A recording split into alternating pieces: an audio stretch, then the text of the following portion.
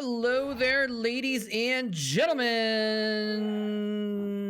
Moltrap here, coming at you with another game of some StarCraft.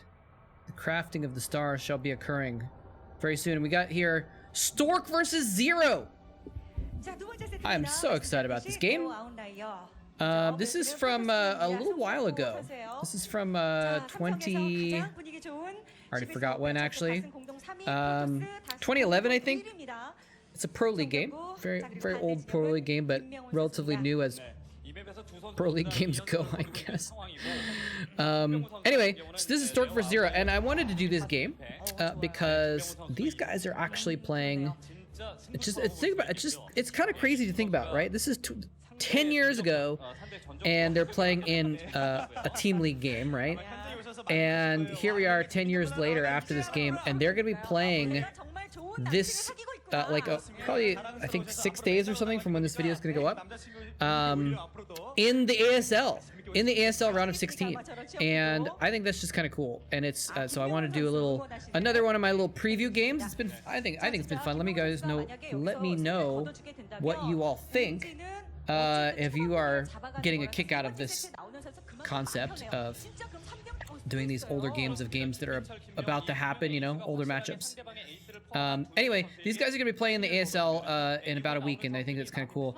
I'm excited about it, but I'm also worried because these are my two favorite players, and they are both in basically the group of death. I would say Stork is actually probably the weakest person in the ASL group. It's Stork and ZerO and Light and Snow. And Light is considered, I was just, watching his round of 24 games, and Tastosis were basically referring to him as like the best Terran out there right now, with Flash out of the game. Light's considered kind of the best Terran right now in 2021.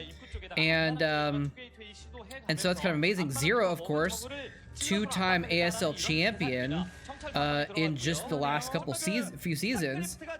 And then Snow is considered to be one of the best Protosses as well right now. So a very tough group. And then Stork, who, Artosis was saying he thinks Stork's in really good form right now. So he's in really good shape, and he 2-0'd his group in round 24, if I remember correctly.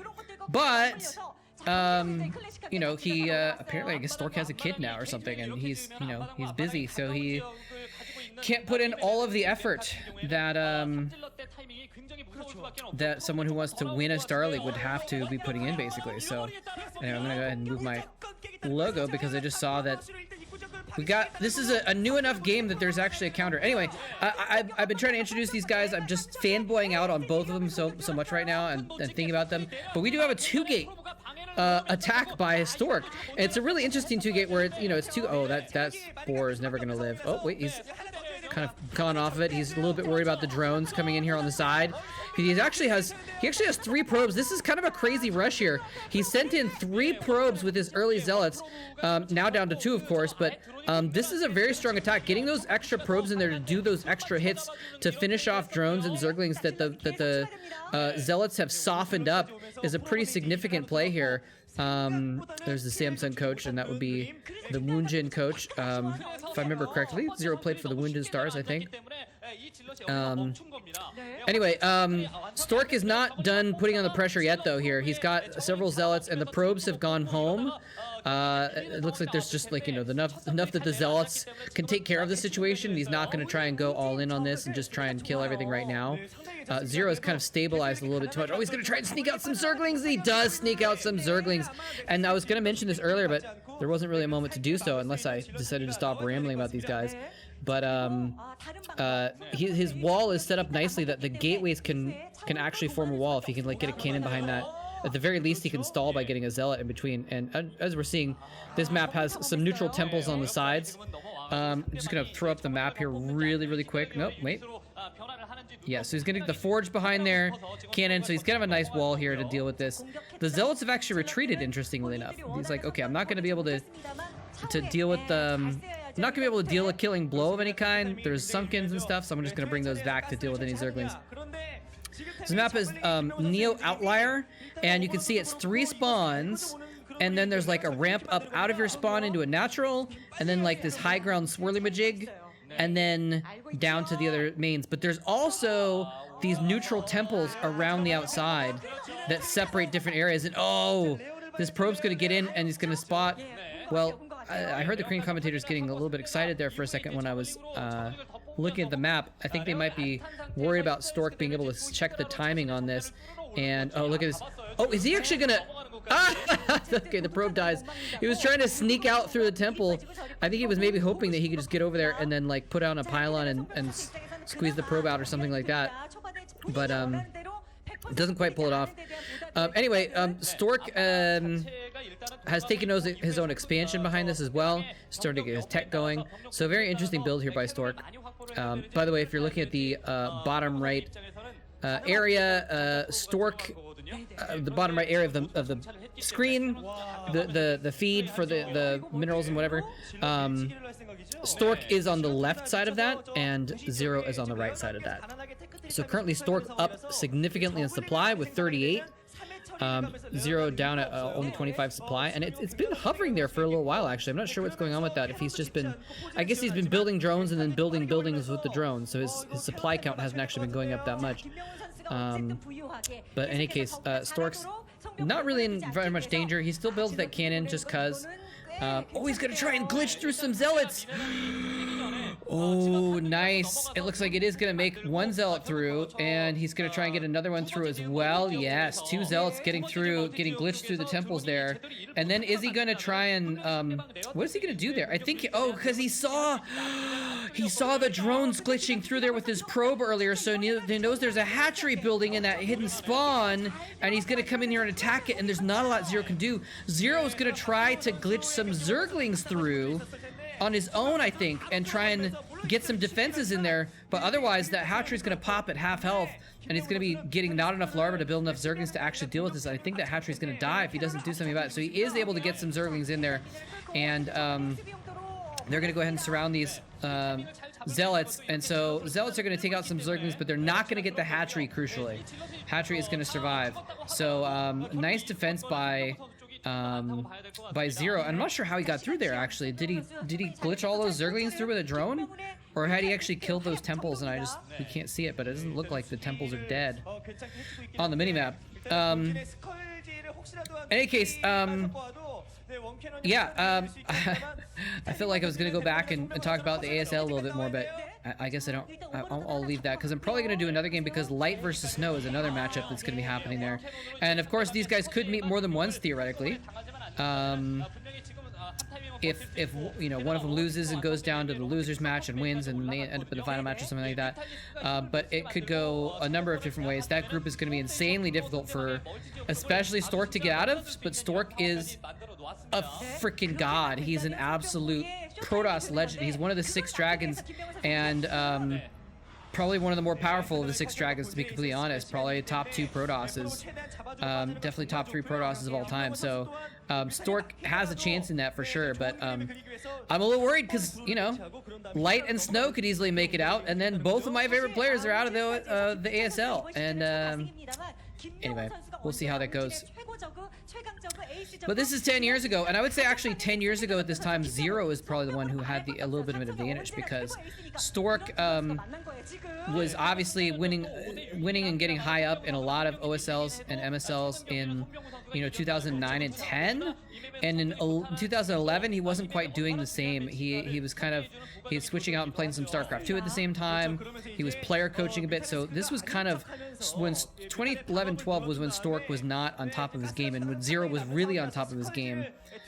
You know, it was I think 2010 was when he got to the finals against Flash, and it was obviously 2011 and 12 he got very far in a lot of Star Leagues, getting to the the semifinals of the last OSL.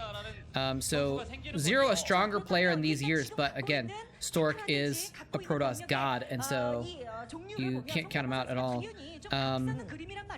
And it's interesting that we actually have ZerO going for the air switch. Stork has a lot of, and there's that pylon he used to glitch that probe through, and he actually just left the pylon there as a little scout. That's kind of cool. But Stork has a ton of Corsairs.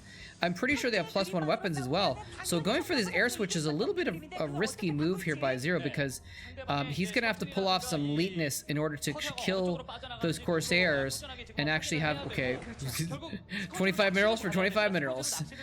He kills that Infoling off that was scouting where his stuff was going to go. So basically he's going to try and get some, he's going to try and pull off something awesome. And it's something that very few Zergs in the world can do. Or could ever do, and basically try and do, well, consistently, obviously. Anyway, oh, here he comes in. The Corsairs are surrounded. The Corsairs targeting most of the Scourge down. He brings in the Mutas, and he doesn't pull it off. I was going to describe what he needed to do, which distract the Corsairs with the Mutas, and then come in with the Scourge from the other side to kill off the Corsairs while they were hitting the Mutas, and instead, the Corsairs went in and died, and then the Mutas came in and distracted, but not enough Scourge were left as a secondary attack to actually do enough damage. He only, I think, killed 1 or 2 Corsairs there. It was hard to see exactly. May not have killed any. I wasn't paying, I couldn't quite tell with all the stuff that was going on there. Of course, the Mutalisks were doing damage too. So, in the end, Stork has the air advantage, and that gives him full reign to do whatever he wants with this shuttle with the Reavers in it. And this is the punishment that ZerO is going to get for not having accomplished that air attack well enough. And oh my gosh, that was so close to killing so many drones there. The Korean caster's like almost out of breath, like, about that. That's kind of crazy that they gathered up there and it was a dud scare up at like the last second. So he still has all of his mutas though. But as you can see, the Corsairs are just too strong to deal with the Scourge that are coming in. So it's going to be so tough to actually employ those Mutalisks to really any effect. And here he comes in. He's looking for spots to, you know, drop this Reaver and do some damage, but he's not going to really find any good spots right now. But the Mutas are actually counterattacking while the Corsairs are across the map trying to pick off Overlords and suiciding in, taking some Hydrals damage to do so. He's going to have to bring those Corsairs back, I think. The Reaver drops out. Now, this is an interesting situation. He's going to have to, I think he might have to pick up that Reaver and leave with the, yeah, that's exactly why, because if he doesn't leave with the shuttle with his Corsairs, he's gonna lose it.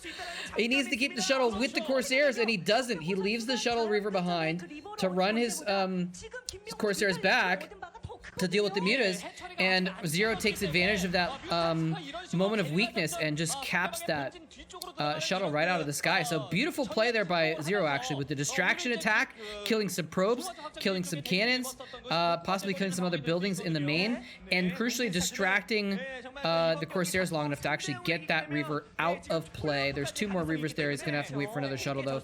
But critically, Stork has been kept to 2 bases, or I shouldn't say has been kept to, has stayed on 2 bases this whole time. He's been getting all of his tech up. He's got Templar out now as well. So he's going to be well equipped to deal with the mass Hydras that we started to see coming out from ZerO. ZerO has been distracted. He's lost several drones, so he's having a little bit of trouble pumping out probably as many Hydralisks as he would like. But as you can see on the bottom right there, ZerO is only about 10 supply behind Stork, which is a pretty good place to be in as the Zerg player. ZerO, of course, only has 3 bases right now as well. He's been kept to 3 bases. Probably wants to try and think about getting the 4th pretty soon. Stork probably posturing to take that 3rd base, sort of outside of his natural, but we'll see how that goes. Here comes some Mutalisks coming in here. The Observer spots them running by, so Stork is going to be able to pull his Corsairs back to the right spot. Mutalisks coming in, trying to target down the Templars, and the Corsairs are out of position. Again, he gets 2 Templar for free before the Corsairs come back, but they are in a good position to do some serious damage to those Mutalisks. Killing off those 2 Templars is huge. He still does have 2 Templar left, and of course those 2 Reavers behind the nice little gateway wall are going to be enough to hold those Hydralisks back for the moment. But you know, we're going to see ZerO try and increase that number a lot, and now we're getting to the point where Stork is going to have enough AoE that you know, it's going to be up to ZerO to dodge it, basically. Nice little attempt at a storm drop, but doesn't actually end up getting any drones here, really.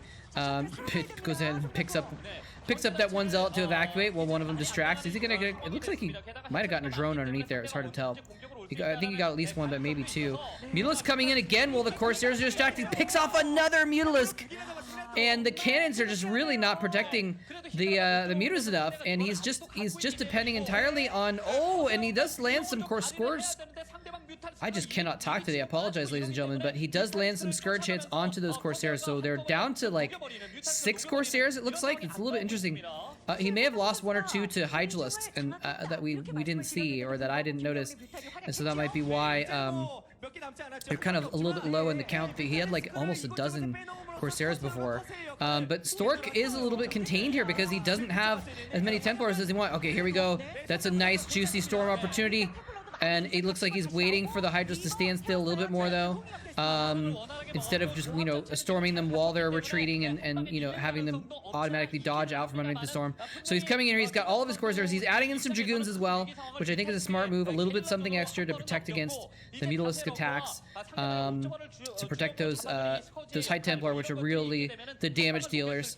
And you know, the Dragoons are not going to do a ton of damage, the Mutalisk can still do it, but with the Dragoons as well as the the Corsairs in the area, he's going to be able to protect those High Templar enough, and the High Templar are going to protect. It's kind of like a nice little protection hug between them. You know, you got the ground army protecting the Corsairs, you got the Corsairs protecting the ground army, and same situation with the High Templars protecting everything, and everything protecting the High Templars. So it's a nice little death ball that Stork has going on right now. He's starting to get his 3rd base up and running.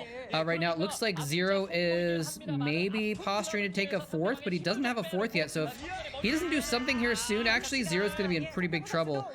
He's gonna have to wait. The Corsairs? Okay, here's a nice little double drop, actually. Dropping lurkers in 2 different locations. Stork is not mining right now at all for minerals. He is in bad shape at the moment.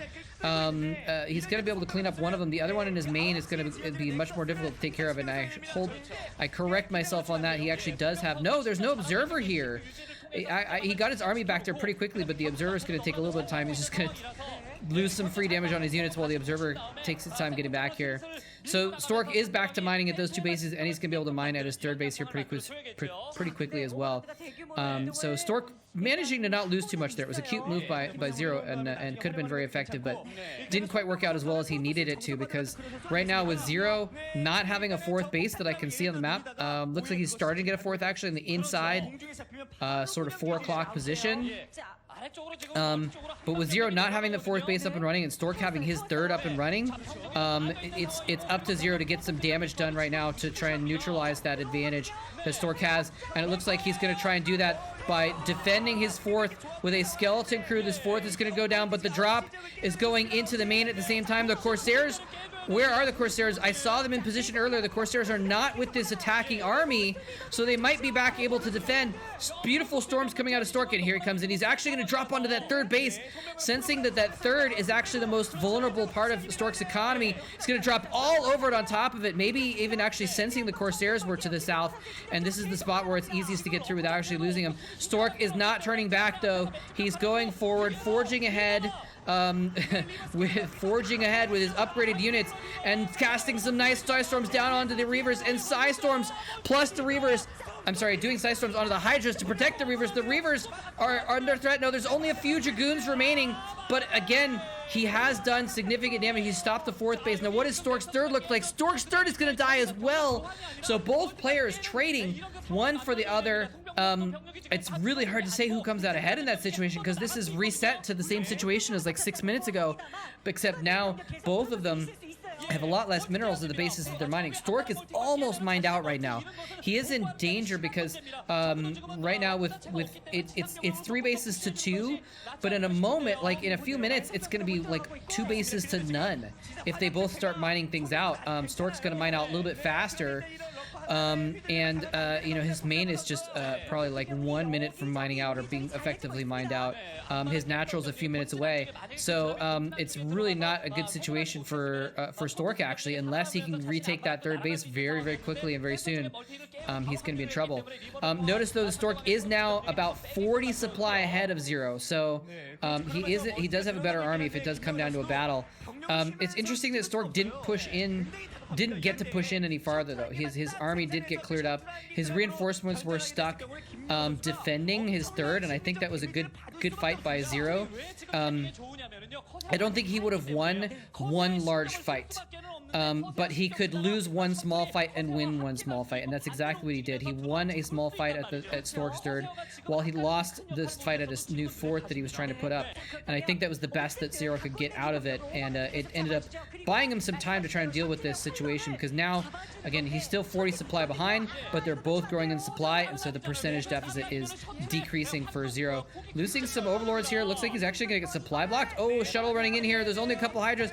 Nice storm drop opportunity. Oh, he does kind of miss. It was a little bit slow, and it almost looked like he was going to be able to make a win out of it by having the slow storm end up catching more en route, but he doesn't quite catch that many drones. So not a huge blow there.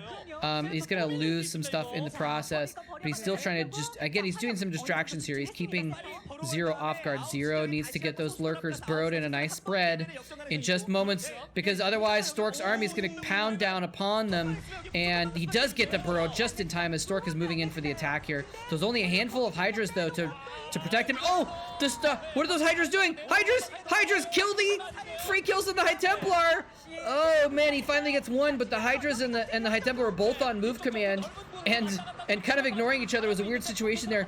But Stork is not going to be able to get those 3 High Templar into the situation. Actually, no, it looks like he does finally get them in there, and so many hydras have been destroyed, and that's ZerO's GG face.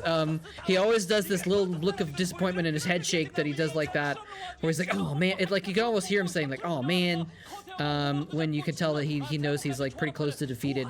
And so this might be, if we're trusting ZerO's judgment over mine, and we're trusting the 50 supply deficit that we're seeing at the bottom right, then it might be close to the end for ZerO. And looks like Stork is going to charge in here into the third. Stork mining very comfortably at his third base. No, actually, it's going to get taken out by a handful of hydras on the side. I didn't even see those. That little sneaky crew just ran in there and just sniped the base. So Stork definitely has to do a killing blow here, or deal a significant amount of damage, which it looks like he is going to do, though. He's got a handful of units left, though. Only a few High Templar. If there's any storms left on them, then ZerO probably won't be able to break this, but if he doesn't have that many storms left, he could clean up these Dragoons. He's coming in with some Hydras in the back. One storm does go off, but a dozen Hydras coming in to reinforce could theoretically take this army out. A handful of Dragoons and a few Zealots is not that much. Stork is now distance mining from that third base. ZerO, can he mount one last-ditch effort to try and pick off this invading army and continue mining at his third? Oh no! There's the killing blow, ladies and gentlemen. ZerO's only mining base is absolutely decimated 5 times over. And so half the drones now only remaining, and he wasn't really mining at his second base. Well, his second base is dead. He wasn't mining his main really, so that base was all he had mining, and he's not going to be able to have the money to reinforce with that and try and hold Stork off and try and win a sort of a battle of attrition. And so Stork is going to take the game and look good doing it. GG. Very, very well played by both players. It was very, very, very well done. Stork just taking early air control, and ZerO kind of risking a lot on trying to retake air control, and he could not do it. And the mutas ended up being handy and useful by taking out a lot of Templar. I would say they almost sort of paid for themselves by being able to take out those Templar and do some distractions so you could take out the shuttle with the Reavers and that kind of thing. But in the end, the Corsairs just having air control was just enough that he was able to take control of the entire game, basically. And so well played by Stork. And again, these guys are going to be playing in the ASL, though, coming up here pretty quick. So it'll be interesting to see how that goes. I think even though Stork took this win back in 2011 in the Pro League, I gotta say probably ZerO has the leg up in 2021 in the ASL, but it'll be exciting to see how that goes. You know what? And actually, what we might do is I've been talking about this for a while, but I might try to do a watch party for that, where we all get on Discord and like watch the YouTube video together, with the Taste Doses video when it comes out. since the game is in a week, and then it's usually a few days before the Tastosis video comes out. So I think that's enough time to try and plan something. That might be kind of fun to hang out on Discord and chat about the games a little bit while we're watching them. Anyway, but hope you guys enjoyed it. Thanks very much for watching, and I will see you next time. GG.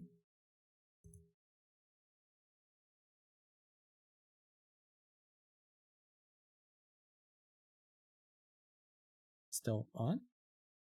I hit stop recording.